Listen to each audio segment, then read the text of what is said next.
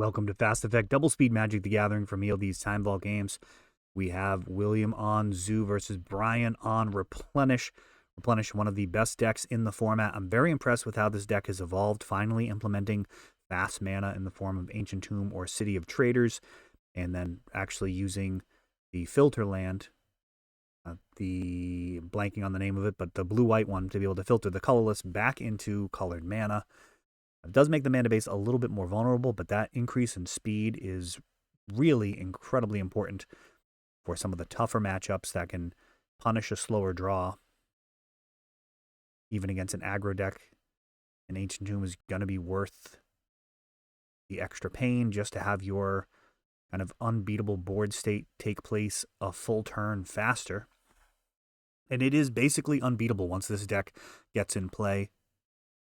Its key components, I mean, you are going to have to find a way to win the game without using creatures or mana for the most part. They can infinitely remove your lands and your creatures at no cost. Grim Lavamancer starting things out here.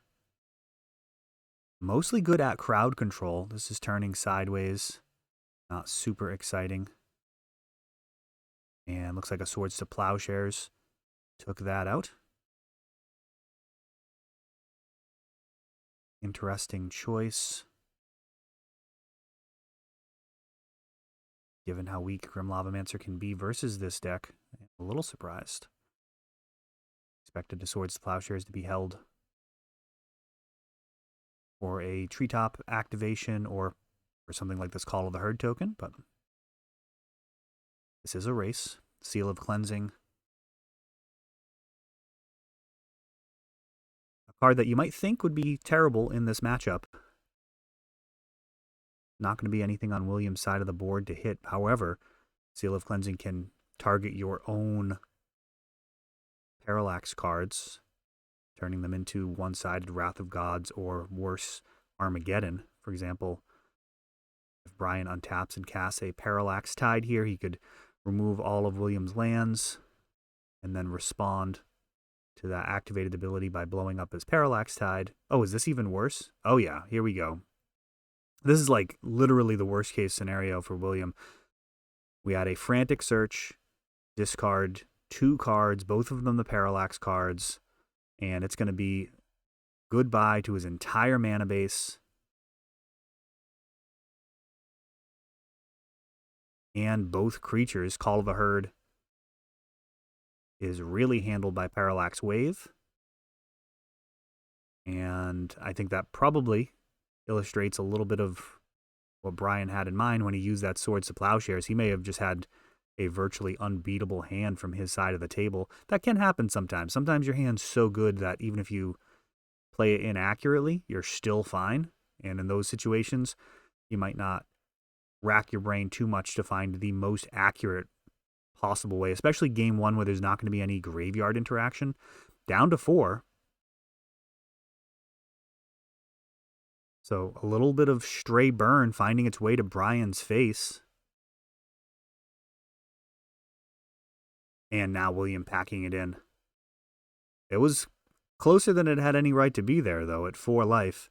Though William would have needed to top deck an additional burn spell and an additional land 2 turns in a row versus a very significant clock. I believe it was a 2-turn clock. He might have just been dead on the next hit. But there were certainly not enough turns left to make it happen. Opalescence. The card that really ties it all together.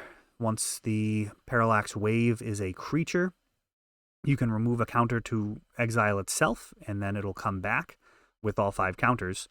And what that'll allow you to do is to remove a counter to remove an opponent's creature, and then remove itself. In response to that, it'll go away, it'll come back, but the opponent's creature will be left stranded in exile. I'll do a little side video really detailing that. Of course, that stacks complexity when you then have Parallax Tide as a creature. Then you can infinitely remove the Tide using the same trick. And both of these cards were really developed prior to the implementation of 6th edition rules. So these cards were in the development cycle leading up to 6th edition, and you know, they were errated on release.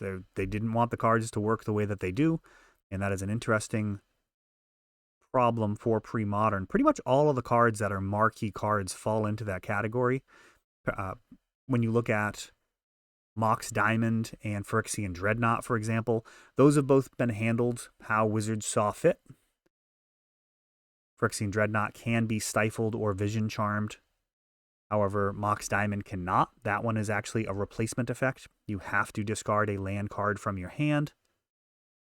Otherwise, it would essentially just be a Lotus Petal in a worst-case scenario. You'd be able to play the Mox Diamond and then not discard a land and just tap it for mana. Card would be unbelievably good. I mean, that would fundamentally change so much. If it was worst-case scenario, just a Lotus Petal that you had to use immediately. It is interesting, though, that Phyrexian Dreadnought and Mox Diamond both work differently. They're from different sets, so I give a little bit of leeway for that. I do think it's an issue that Null Rod and Abeyance are both from the same set and have the same words, but don't function the same way. Not a fan of that. I would rather see consistency. All right, here we go. Hand selected. How will William fare? About as good a start as you can hope for. Jackal Pup. Not likely to be any creatures on the other side of the board or any way to punish the drawback on the Jackal Pup, unless things have gone horribly wrong. If it gets to the point where Brian can block that thing, Williams probably got no chance to win the game. Maybe if life totals are low enough, he'll be hoping to top deck some burn, but Swords to Plowshares takes care of that pup. Brian making his land drops. Throwing the burn upstairs. He knows this is a race. William has to get Brian out of there as soon as possible, and he can't be excited about attacking with that Treetop Village. That is not the most exciting play on turn 3. Much rather commit to the board. The Call of the Herd token, for example. Just hoping to hold on for 4 more turns. That is not a strategy. That is a wish. With an Elvish Spirit Guide, if he runs it, he could attack with both Treetop Villages next turn. And we have a Parallax Tide. Just a brutal answer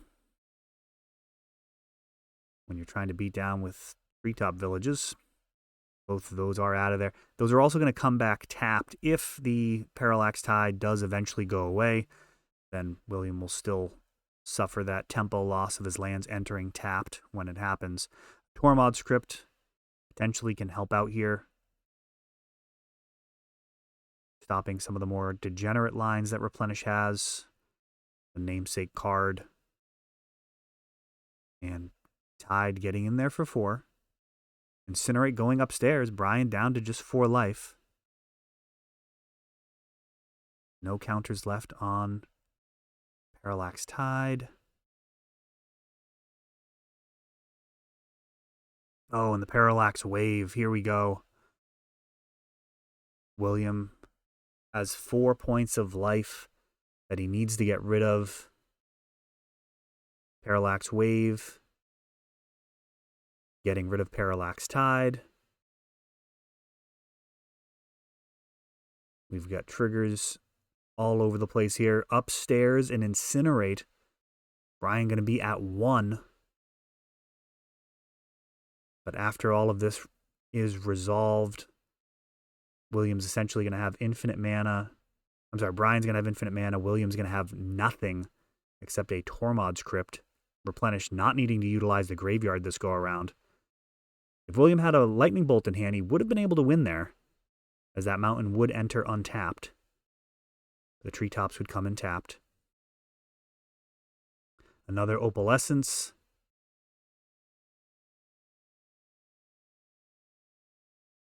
Facing down lethal. Just a Call of the Herd and a Karplusin in hand. As Replenish shows us some really powerful lines bypassing the graveyard despite the Tormod's Crypt in play. Still a hellacious performance. That is a deck to be prepared for or to lose against.